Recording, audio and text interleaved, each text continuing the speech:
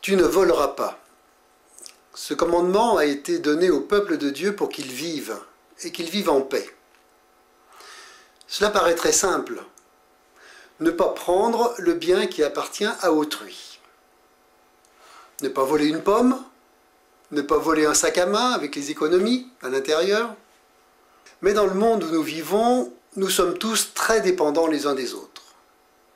Nous le voyons par exemple en France, où un système de justice sociale existe avec des impôts et des taxes.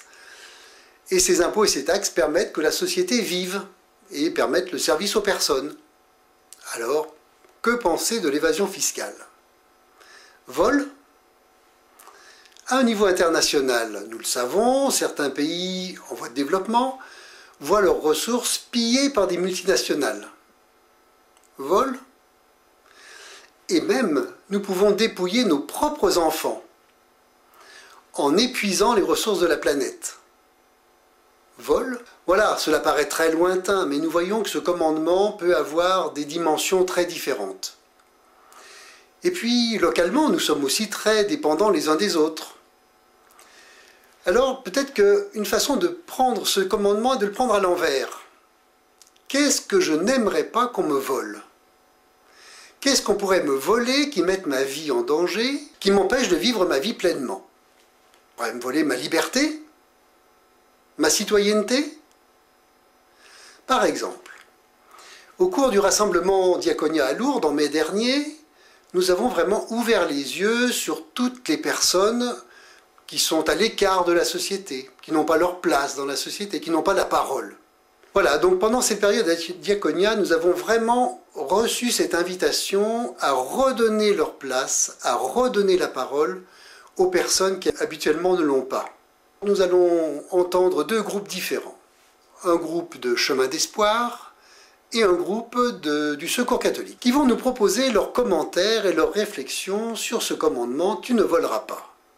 Quelqu'un disait, je ne sais plus qui, hein, mais on peut voler l'enfance d'un enfant. Par exemple, par le viol, vous volez son enfant, c'est par le viol. Et on peut tout voler dans la par la maltraitance aussi, voler la confiance d'un enfant par la maltraitance. Et ne pas faire confiance à un enfant, traiter un enfant de menteur ou de menteuse. Donc, on va dire, lui, il a répété ce que je lui ai dit, donc on va faire attention à ce que je lui dis, parce que je lui ai confié des secrets, il les a rapportés, peut-être pas de la même façon que moi je lui ai dit. Ça peut faire beaucoup de mal, ça peut être un vol. On peut tout voler dans la vie. Des objets, des secrets, des personnes. Les femmes battues, c'est pareil. Hein. Leur vol leur intimité. Leur vol leur vie. Hein. Et elles, c'est encore pire parce qu'elles se sentent responsables. Elles se disent, en quelque part, j'ai dû faire quelque chose de mal pour qu'ils me battent. Elles se sentent coupables. Tout à l'heure, ça nous a entraîné très loin et le petit vol matériel est anecdotique dans cette réflexion. Et moi j'ai été je me disais, oh non, mais qu'est-ce qu'on va dire et comment est-ce qu'on va s'en sortir? Et je me disais, si moi je ne me laissais pas nourrir par tout ce que je reçois ici, par ce genre de réflexion, je serais d'une certaine manière une voleuse, parce qu'on me donne beaucoup. C'est vrai qu'on peut être aussi des voleurs par négligence, on nous fait des cadeaux, et puis enfin bon, ça peut s'étendre très, très loin, cette notion de vol. Donc aujourd'hui, on est venu pour parler du commandement « Tu ne voleras pas » et se dire chacun qu'est-ce qu'on en pense. Nous pouvons voler la vie d'un enfant en le maltraitant, en ne l'aidant pas à grandir, en le rabaissant. Tu es bon à rien, tu ne feras jamais rien de ta vie. Alors voler, casser le couple de quelqu'un, voler le mari ou la femme, voler un animal de quelqu'un, voler de l'argent. Alors, on peut voler l'intimité d'une personne. Par exemple, quand une femme est battue, donc on lui vole sa vie de femme. Entre hommes et femmes aussi, c'est ce que le disait aussi Marie-Jo tout à l'heure, la disparité entre les hommes et femmes concernant le salaire. C'est vrai que c'est injuste, parce qu'un travail égal. Quand après une discussion en groupe, une personne prend vos idées à son compte.